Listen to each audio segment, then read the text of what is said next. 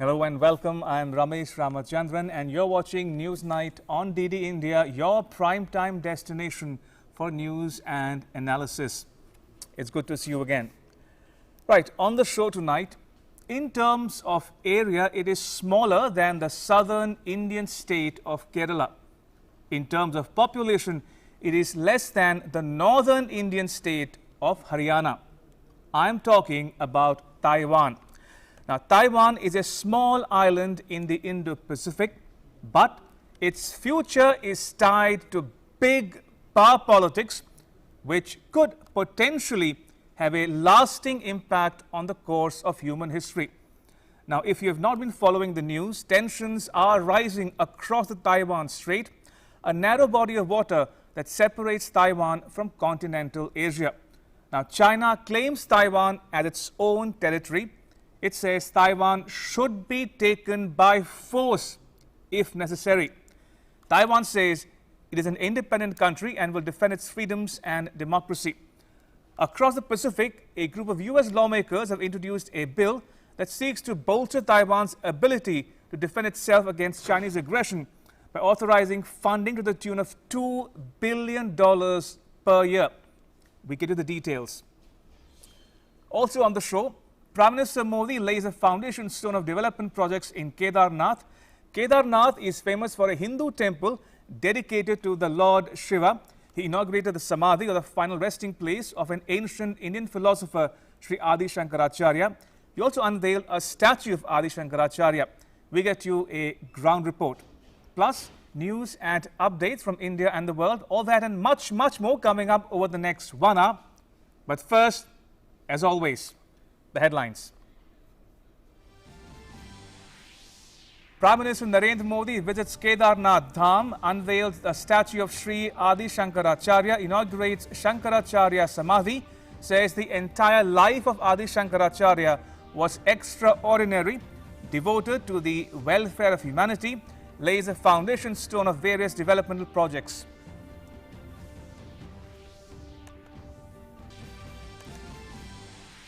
Prime Minister Modi offers prayers at Kedarnath Temple, reviews and inspects the executed and ongoing infrastructure works at Dham. Prime Minister evokes the great spiritual Rishi tradition of India and expresses its immense joy on coming to Kedarnath Dham.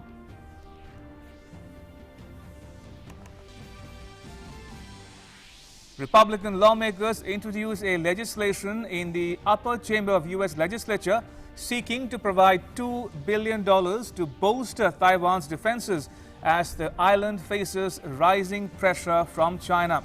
The U.S. asks China to refrain from taking unilateral action against the democratically ruled island nation. Top human rights official calls for Sudan's military leaders to step back following a coup last week. The High Commissioner for Human Rights, Michelle Bachelet, describes military takeover as deeply disturbing, calls for an end to the deadly use of force by the armed forces.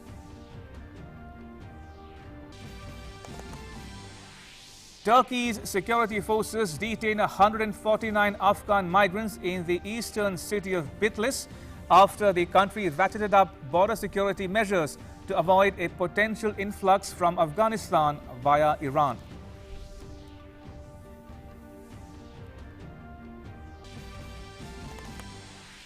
Portugal's president calls a snap general election a week after the legislature threw out the minority socialist government's 2022 budget bill, ending 6 years of relative political stability.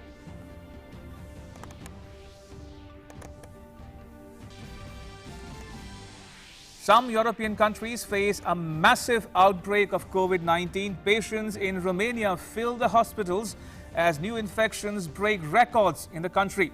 The World Health Organization calls the surge across the continent a grave concern, asks European countries to work harder to prevent COVID-19 from spreading further.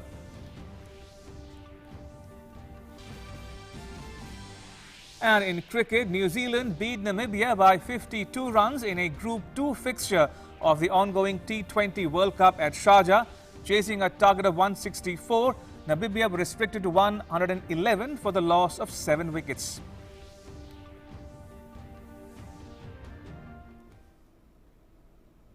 Now, first up, Prime Minister Narendra Modi offered prayers at the Kedarnath Temple.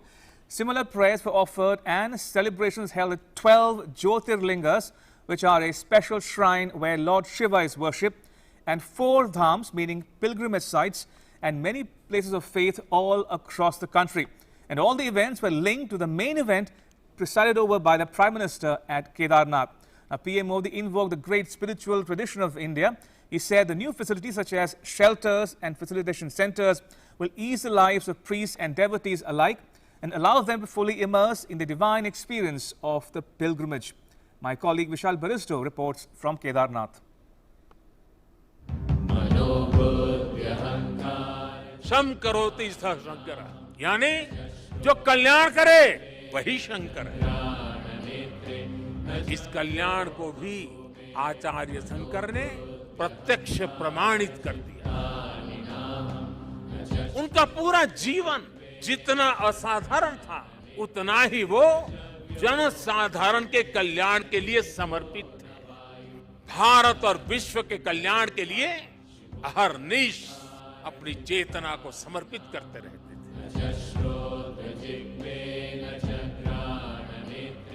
Prime Minister Narendra Modi paying homage to Adi Shankaracharya, one who dedicated his entire life to the welfare of humanity. Prime Minister inaugurated Adi Shankaracharya's Samadhi and unveiled his statue. Adi Shankaracharya established 4 maths or centers of learning.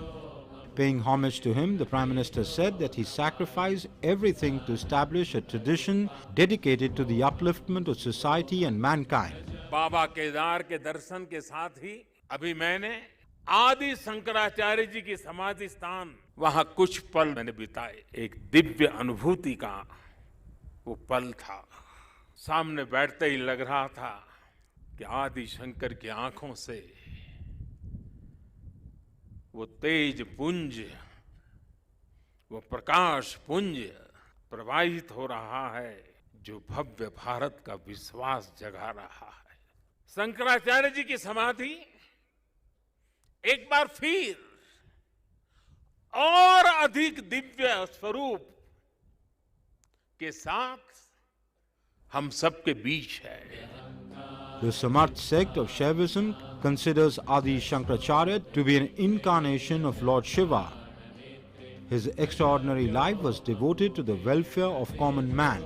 The Prime Minister said that amidst a society split by intolerance and hatred, Adi Shankaracharya's inspirational thought unites society.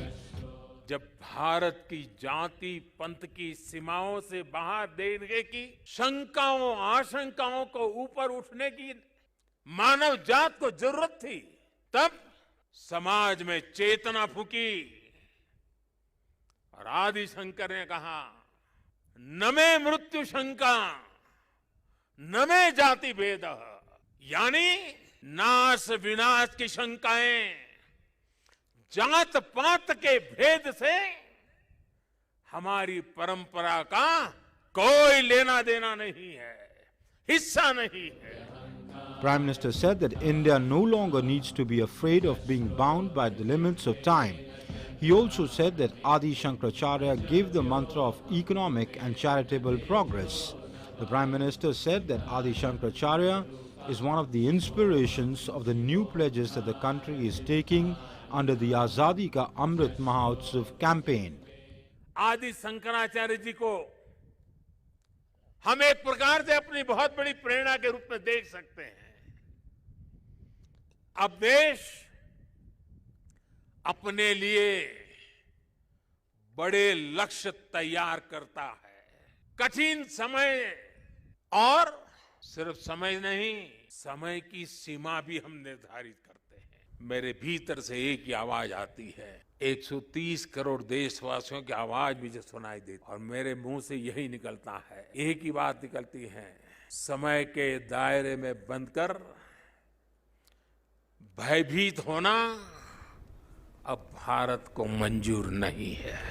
Referring to the philosophy of Sri Adi Shankaracharya, Prime Minister Modi said that Shiv is the embodiment of joy. Prime Minister Modi described knowledge as the path to freedom from difficulties. With cameraman Praveen Giri in Kedarnath, this is Vishal Baristo for DD India. And Prime Minister Modi laid the foundation stone of multiple projects worth over $25 million, including redevelopment of the Sangam Ghat or steps leading to the Mandakini River, First Aid and Tourist Facilitation Centre, Administration Office and Hospital, 2 guest houses, a police station, among others. He reviewed and inspected the executed and ongoing works. Now, key infrastructure projects which have been completed include the Saraswati Retaining Wall, Mandakini Retaining Wall and a bridge on River Mandakini. Prime Minister Narendra Modi inaugurated key development projects in Kedarnath, the pious land of gods and a state with a plethora of flora and fauna. Uttarakhand is set for a transformative change through these projects.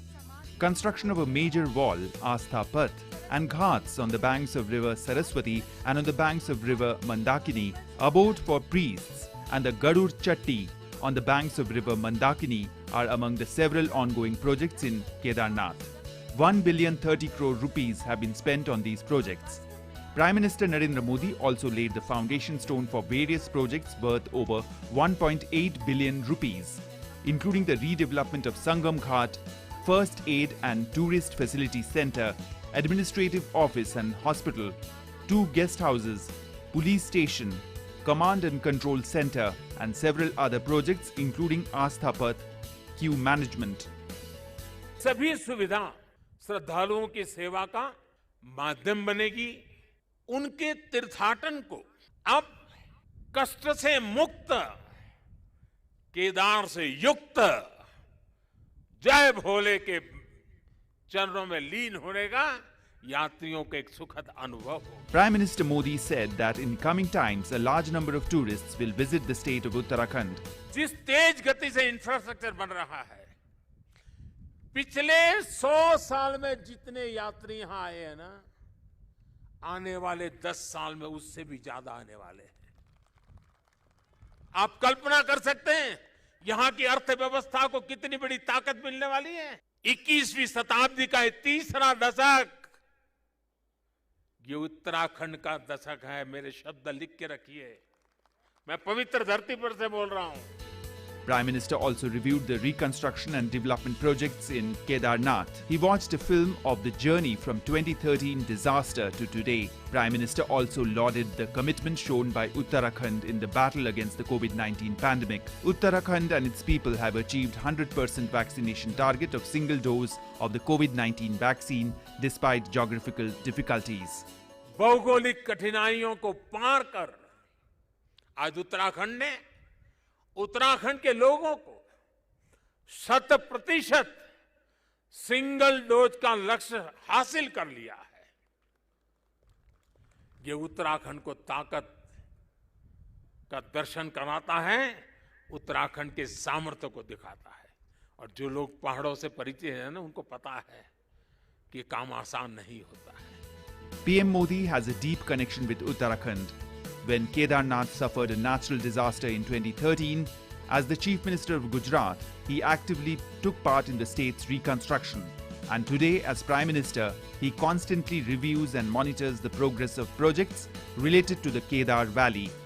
Showcasing the development work at Kedarnath, the Prime Minister spoke to the people and said that this place has been developed so that you get to know what is India all about, what the spiritualism of India is all about, and why should you visit this place. With cameraman Praveen Giri in Kedarnath, this is Vishal Baristo for DD India.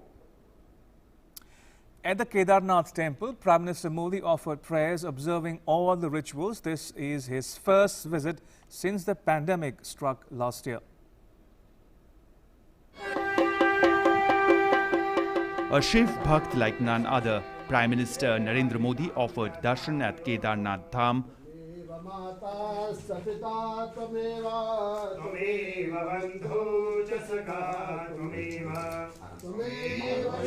After being welcomed by the head Purohit or priest at the Kedarnath Temple, Prime Minister offered prayers in the Garbhagriha or Sanctum Sanctorum.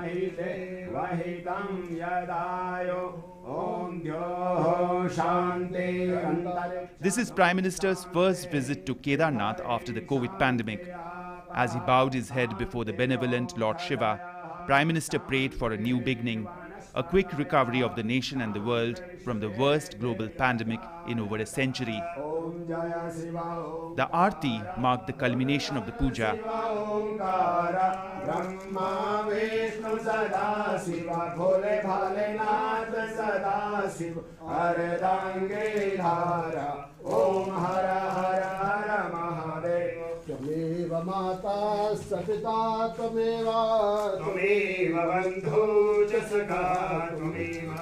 After receiving the blessings of Lord Shiva came the parikrama around Nandi.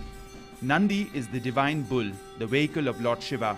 He guards the entry gate to the abode of Shiva, and no puja is complete without seeking his blessings as well.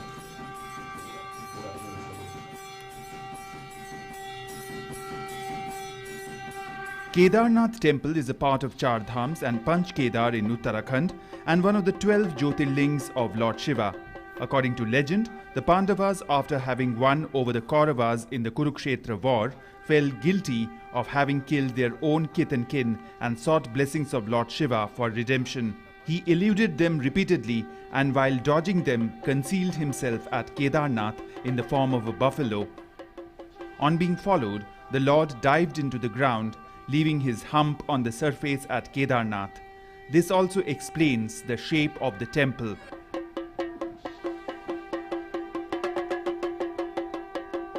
In 2017, 2018 and 2019, Prime Minister misses no occasion to pay obeisance to Lord Shiva at Kedar Dham, and 2021 is no different. With Vishal Baristo in Kedarnath, Bureau Report, DD India. And Prime Minister Modi emphasized that today centers of faith and cultural heritage are being viewed with pride they deserve. He gave the example of the Ram Temple at Ayodhya, the development of Kashi, the Buddha circuit as well as the Ramayana circuit. Take a listen. राष्ट्रीय एकता की ताकत को बढ़ाने वाला एक भारत श्रेष्ठ भारत का भव्य दर्शन सहज जीवन व्यवस्था का हिस्सा था। बाबा केदारनाथ के दर्शन करके हर श्रद्धालु एक नई ऊर्जा लेकर जाता है। आदि शंकराचार्य की विरासत को इस चिंतन का आज देश अपने लिए एक प्रेरणा के रूप में देखता है। अब हमारी संस्कृति के हमारी इस विरासत को आस्था के केंद्रों को इसी गौरव भाव से देखा जा रहा है जैसा देखा जाना चाहिए था। अभी 2 दिन पहले अयोध्या में दीपोत्सव का भव्य आयोजन और पूरी दुनिया ने उसे देखा। अयोध्या में भगवान श्री राम का भव्य मंदिर पूरे गौरव के साथ बन रहा है। काशी का भी कायाकल्प हो रहा है। विश्वनाथ धाम का कार्य बहुत तेज गति से अब तो पूर्णता की तरफ आगे बढ़ रहा है। सारनाथ नजदीक में कुशीनगर, बोध गया, यहाँ सब जगह पे एक बुद्ध सर्किट विश्व के बुद्ध के भक्तों को आकर्षित करने के लिए एक बहुत तेजी से काम चल रहा है। भारत का प्राचीन सांस्कृतिक स्वरूप कैसा रहा होगा, आज हम इसकी कल्पना कर सकते हैं। Right, let me now dive straight into our cover story. US lawmakers have introduced a bill seeking to increase military aid to Taiwan amid growing tensions with China. The bill, titled Taiwan Deterrence Act, was introduced by the Republican Party lawmakers in the upper chamber of the US legislature, where they are in the minority. Now, it's not clear how the Democrats view the bill, but it sure adds to pressure from the lawmakers on US President Joe Biden for bolder action to strengthen ties with diplomatically isolated Taiwan. Find out more in the next report.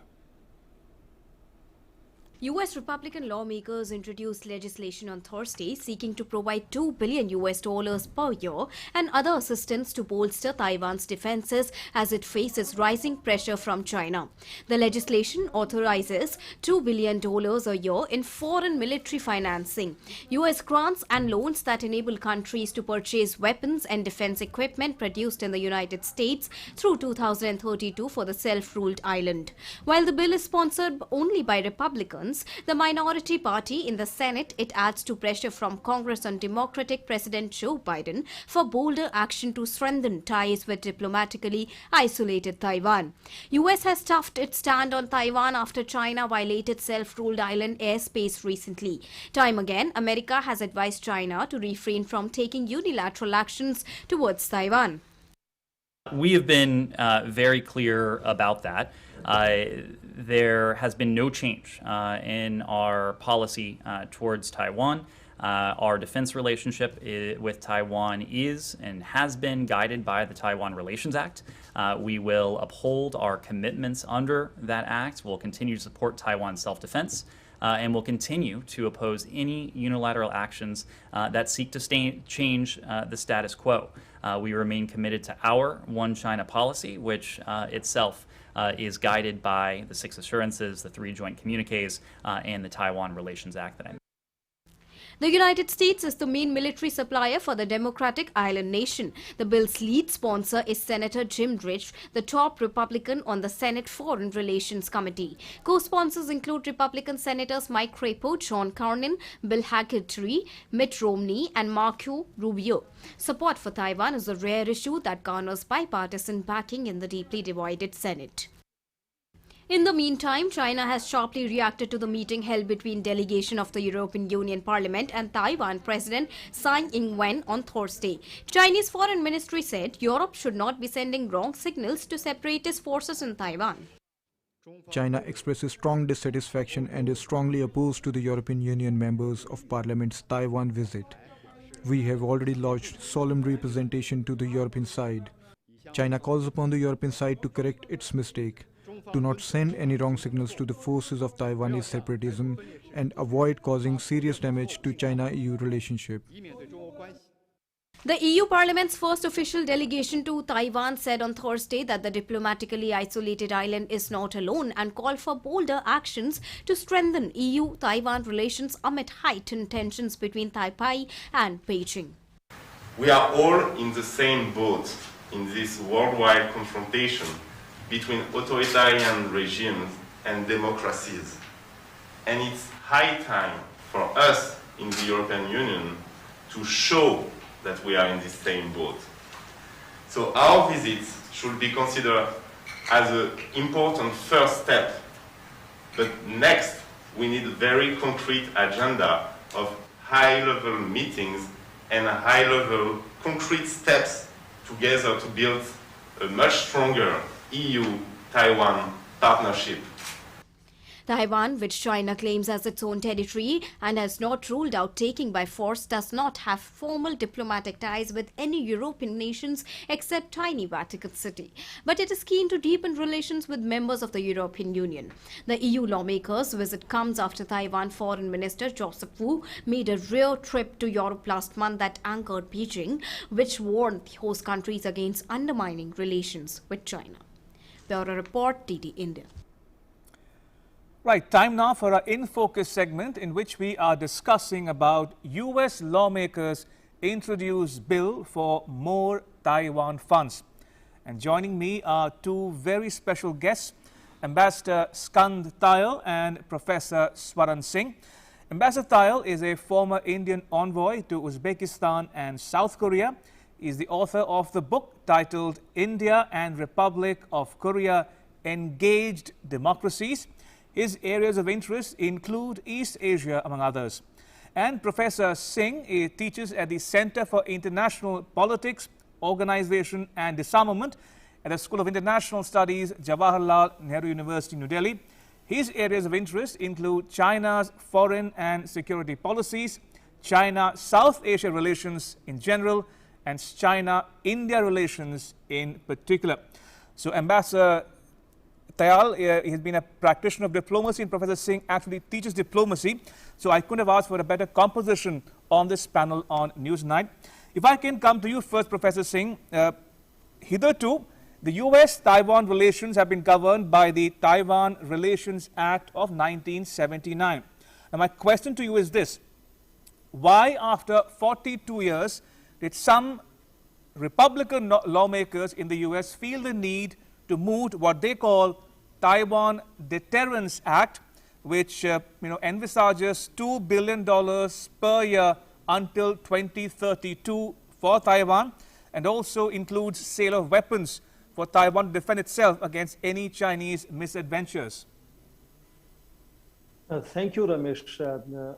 Obviously, there is need now to further strengthen and specify, as you just mentioned, $2 billion of aid, why this new bill is being proposed, which definitely wants to bring in focus the constant ratcheting up of tensions between mainland China and the Republic of China, Taiwan. But I think fundamentally, despite we keep saying there is a bipartisan consensus in United States when it comes to Taiwan, it's been almost 45 years of a constant ongoing stance. But fundamentally, remember, the problem lies in the fact that almost all countries, including United States, their policies towards Taiwan have continued to be subset of their policy with mainland China, which is Beijing. Right. So depending on their equations with Beijing is how their attention or neglect of Taiwan happens. Very clearly, we have seen till about last 4 years, constant ratcheting up of tensions between United States and China, primarily called technology and trade wars. And that has perhaps guided how particularly the last administration, Republican administration, was rather aggressive when it comes to China and had broken several conventions in sort of strengthening Taiwan as a partner in that sense of two presidents designate talking to each other, which was unprecedented, and one after another statements that used to come from President Donald Trump. The policies of President Joe Biden are relatively subtle, but remember, they are no different than President Donald Trump's policies because the tension between China and the United States have not disappeared. And now, if you notice, what is the reason for China to constantly push this envelope is that one after another, neighbors are beginning to realize that they want to stand up. And the latest example, after AUKUS was signed between UK, US, and Australia, is now Filipino President Rodrigo Duterte has, after long suspended animation, finally signed again that agreement with the United States, and he's become equally vocal in his anti-Beijing statements now. And that was an example of China's soft power influence or diplomatic influence, where they had made President Duterte, almost toe the line for Beijing, despite Court of Arbitration in Hague saying that China had no claims on South China Sea. And now Taiwan is really saying that, there is possibility of constant these tensions, where we have seen hundreds, right now for this year, about 160 plus sorties in what is being identified as Taiwan's air defense zone. And they are really saying, the defense minister is saying to the parliament in Taiwan that by 2025, and my sense is that why he said 2025 could be the time China could do something dangerous, would unleash some kind of an attack. In my judgment, you see, there is a cycle of people coming to power in Taiwan. From 2000 and 2004 elections, Chen Shui-bian came to power, which was a Democratic Progressive Party. Then for another 8 years, we had the Kuomintang leader coming to power. Ma Ying-jeou came to power, and whenever KM2 comes to power, relations with Beijing become softer. And now after that, we have seen now 2 elections by Ing wen Tsai, which is again Democratic Party. Assumption is that you could see KMT coming to power in 2024, and that is why, in that changed scenario. And one very last quick point is Pratas is the island which is in contention here. With the increasing tensions in China's periphery, you see China already controls Paracels and Spratlys, which is middle and south of the South China Sea. But in East China Sea, Pratas is very significant. It already is a flat land with a tarmac on it. and China would love to control it and enhance their power projections into the region, because Indeed. they see tension with the United States is now building up, also tensions with all other neighbors. India is included among them, and United States Department of Defense last week's report also mentioned China's building of these new small villages south of Makmohan line. So one after another reports are saying that China is really being aggressive against all its neighbors, and because the neighbors are beginning to stand up is why China is also ratcheting up and trying to control this very significant Pratas Island in East China Sea, and that perhaps would strengthen their position and power projections in the region. Indeed. Ambassador Thayil, coming to you now, would you help our viewers understand a fundamental question in all of this? How does or how do you think India would be viewing the tensions across the Taiwan Strait, given the fact that India has had sub rosa contacts with Taiwan, unofficial, or there are no diplomatic ties between the two, between India or Taiwan. In terms of people-to-people ties and a possibility of investments in India, including in the business of semiconductors, how do you see India-Taiwan relations going forward as well? Taiwan is not a small country. It's a country of 24 million population, and 35% are Buddhists. It is the 19th largest economy of the world. In IT, some of their companies are the biggest manufacturers of chips and all kinds of products, and we want their investment in India. But I would also say that this entire tension which has arisen is because China is disturbing the status quo under the leadership of President Xi Jinping. In the 1970s, it was very much strategic ambiguity when negotiations took place between United States and China. And while United States recognized one China policy, it also said that it will bolster Taiwan's defenses. And this thing continued quite well till about Xi Jinping came to power. And what the world has seen, what India has seen, is that the Chinese are disturbing status quo in salami slicing tactics, whether it is South China Sea, and the world was really found napping. And the same tactics perhaps China is trying to apply towards Taiwan by increasing the pressure, violating their air defense identification zone, etc. And world is now not sleeping, and they have become more conscious that this is what China is aiming at. They want to disturb the status quo. And whether it is United States, if President Trump had started this policy, even President Biden said that US had a commitment to defend Taiwan. They backtracked on it. But whether it is European Union Parliament has passed a resolution to intensify European Union-Taiwan political relations. So there is a desire in the world to sort of warn or caution China that they should not try to disturb status quo. Otherwise, Taiwan is not alone, as was very eloquently said by this delegation of parliamentarians in Taiwan. Now, as far as India is concerned, in the people of India, there is a great sentiment of support towards Taiwan, of sympathy towards Taiwan, and to have much better, much greater economic, political, cultural relations with Taiwan. And it is something which is growing, and there have been commitments from Taiwanese side to increase investments in India, because again, we have to see that there is a lot of Taiwanese investment in China. And there is a lot of in supply chain where China seems to be the primary mover.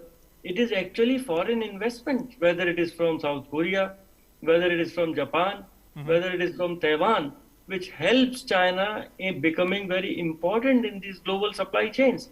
And what Prime Minister Modi and Government of India and all our business delegations are trying to tell the entire world, including Taiwan, is that India is there.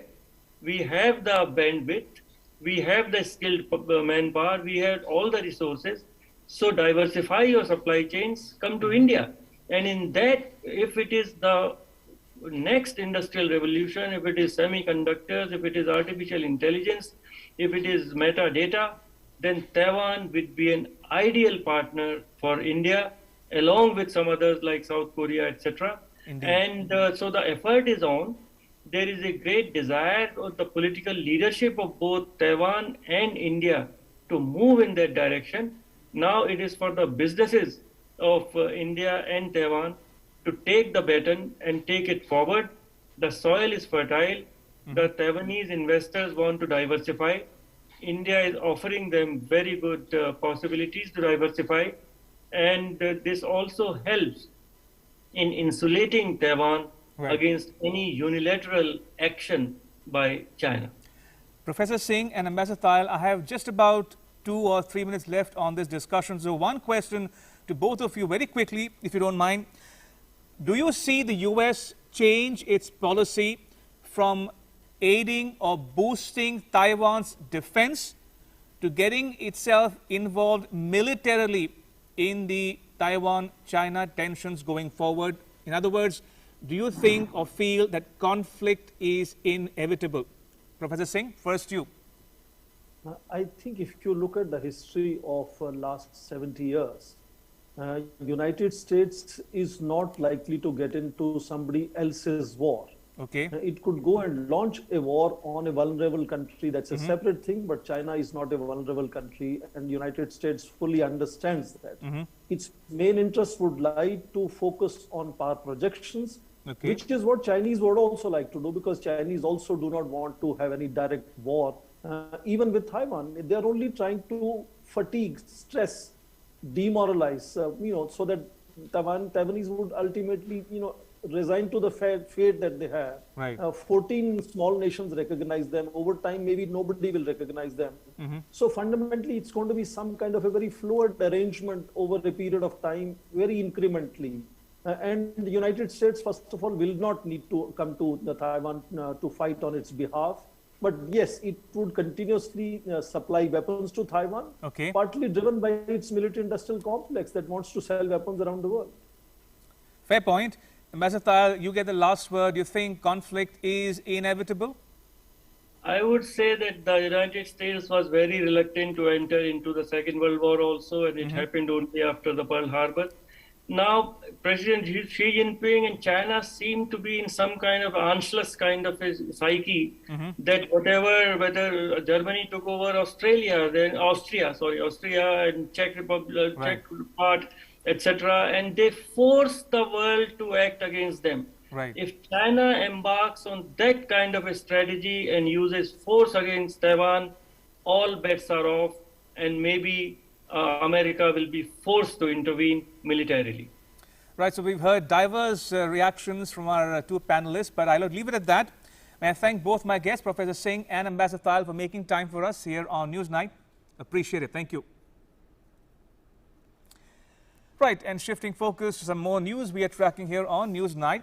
Now, after the decision of the government to significantly reduce central excise duty on petrol and diesel by 5 rupees and 10 rupees respectively, 22 states and union territories have also undertaken commensurate reduction of VAT or value-added tax on petrol and diesel to give relief to consumers. However, there are 14 states and union territories which have not undertaken any reduction in VAT in petrol and diesel. These are Maharashtra, NCT of Delhi, West Bengal, Tamil Nadu, Telangana, Andhra Pradesh, Kerala, Meghalaya, Andaman and Nicobar Islands, Jharkhand, Odisha, Chhattisgarh, Punjab and Rajasthan.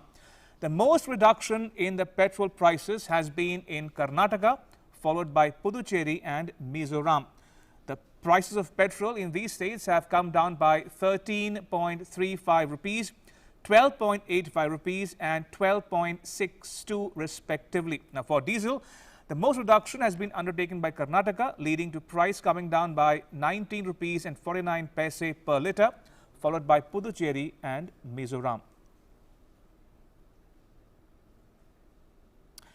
And now to another news we are tracking here on Newsnight. The World Health Organization warns of another 500,000 deaths in Europe by February 2022 as COVID-19 cases soar there. Now, Germany and Croatia see new record numbers of daily infections. The continent has reported some 3,600 deaths daily, led by Russia, Ukraine and Romania. The WHO blamed a combination of insufficient vaccination rates and a relaxation of preventive measures such as mask wearing and physical distancing. Calling the recent surge in COVID-19 cases across the European countries a grave concern, the regional director of WHO for Europe, Hans Kluge, said that Europe must work harder to prevent COVID-19 from spreading further.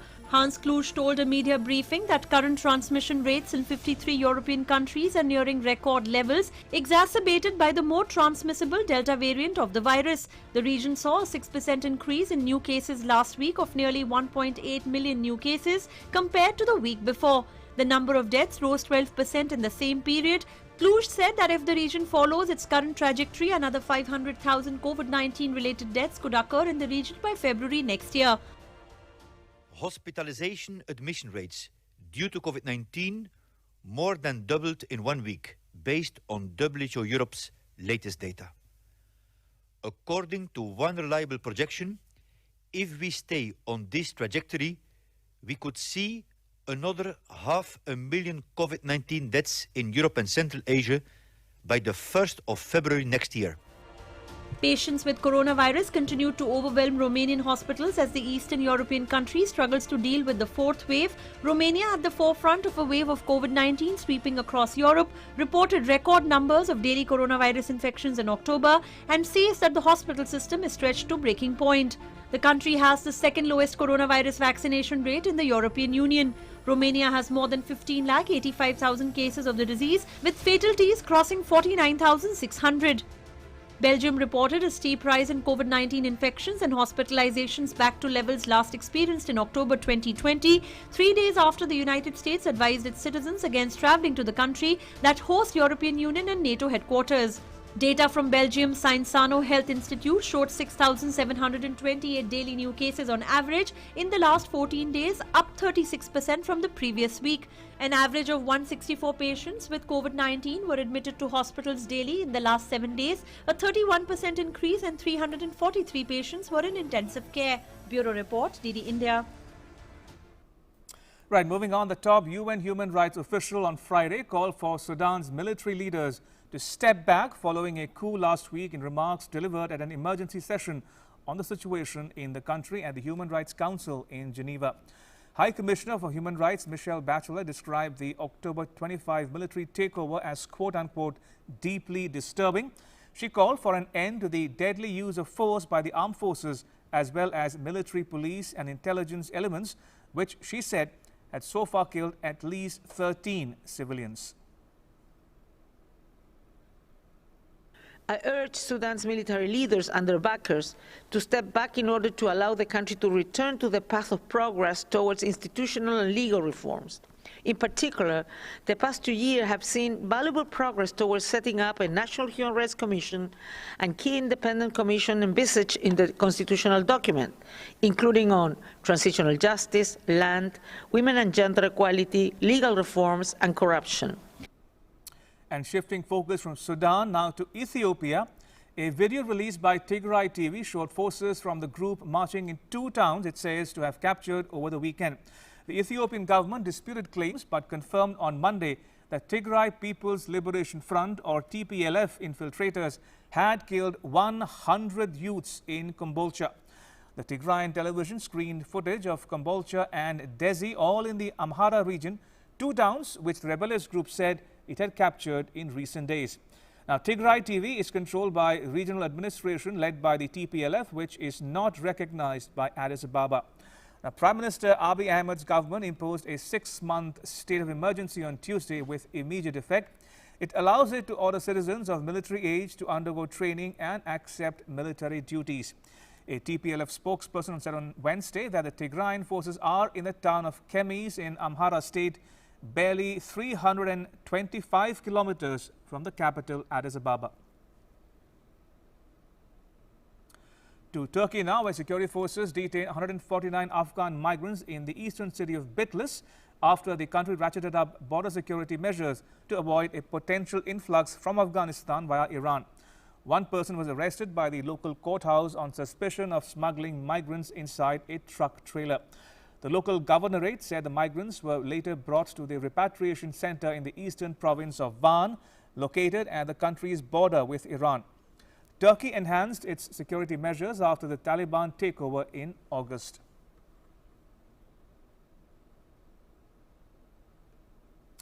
Now, Prime Minister Narendra Modi has thanked Israeli Prime Minister Naftali Bennett for his Diwali greetings. Prime Minister Modi tweeted, I quote, "Thank you, my dear friend Naftali Bennett, for the wonderful greetings. Wishing you a happy Diwali too," unquote. Now, earlier, the Israeli Prime Minister had tweeted, "Happy Diwali to my friend Narendra Modi and to all the people celebrating in India and around the world," unquote. The two leaders held their maiden bilateral meeting on the sidelines of the COP26 in Glasgow.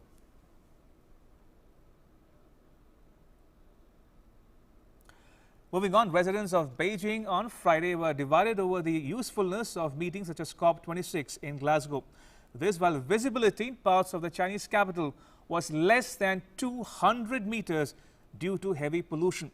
Now, pollution shrouded the city with some of its tallest buildings appearing to vanish in the haze, forcing the closure of some highways. Now, Beijing issued its first heavy pollution alert for the fall and winter on Thursday, requiring suspension of some outdoor construction, factory operations and outdoor school activities as well. The heavily industrialized Beijing-Tianjin-Hebei region often suffers from heavy smog in the fall and winter, especially on days without wind. A cold wave arriving from Siberia over the weekend is expected to disperse the pollution. Moving on, children staged a conga line dance during a climate march in Glasgow on Friday, shouting slogans such as "Fossil fuels have got to go" and calling for climate justice. It happened as thousands of young campaigners took to the streets of Scottish City on Friday to demand that world leaders at the UN Climate Conference safeguard their future against climate change. The COP26 talks in Glasgow aim to secure enough national promises to cut greenhouse gas emissions, mainly from fossil fuels, to keep the rise in the average global temperature to 1.5 degrees Celsius, which scientists say is a tipping point towards far more extreme weather events. The International Film Festival of India on Friday announced the selection of films for the Indian Panorama section to be screened during its 52nd edition in Goa. The festival is being organized by the Director of Film Festivals of India under the Ministry of Information and Broadcasting in collaboration with the State Government of Goa from 20th to 28th November. Selected films will be showcased to all the registered delegates and representatives from the selected films during the 9-day-long film festival in Goa. Preparations are in full swing with little time remaining for the commencement of the 52nd International Film Festival of India in Goa this year. The spellbinding 51st edition in 2020 saw jubilant participation in the online format of open forums, workshops, masterclasses and discussions. The 52nd edition of IFFI 2021 is ready to revive the magic beginning 20th of November 2021. The 52nd edition has brought forth a platform with all the information about the festival. The platform will help cinema lovers to be acquainted with intrinsic details of the festival. Also setting a new precedent, IFFI has invited entries from the mainstream OTT platforms to participate in the festival. The move is anticipated to strike a chord with the audiences. The International Film Festival of India on Monday announced the selection of films for the Indian Panorama section to be screened during its 52nd edition in Goa. 25 films are in the feature film section, whereas 20 non-feature films will be showcased. Non-feature films of cinematic, thematic and aesthetic excellence to promote the art of filmmaking. The feature film section will open with northeastern movie Same Khor made in Dimasa, a local language of the area. The non-feature section will be opened by director Rajiv Prakash's Ved, the Visionary. Both the feature and non-feature section has a selection of films from a myriad range of languages spanning Bengali, Gujarati, Kannada, Malayalam, Tamil, Telugu and Hindi. With this acclaimed popularity nationwide as well as among international cinema buffs, the much-awaited festival is ready to entice the audiences with its diverse assortment. Bureau Report, DD India. Cricket now, New Zealand defeated Namibia by 52 runs in a Group 2 fixture of the ongoing T20 World Cup at Sharjah. Chasing a target of 164, Namibia were restricted to 111 for the loss of 7 wickets, courtesy a disciplined bowling performance by the Kiwis. Earlier, Glenn Phillips and James Neesham helped New Zealand to put down a total of 163 for 4. With New Zealand reeling at 96 for 4 wickets after 16 overs, the pair added 67 runs in the last 4 overs. Namibia had won the toss and elected to bowl first. The Black Caps are favourites to finish as runners-up from Group 2 behind table toppers Pakistan with 2 games to score.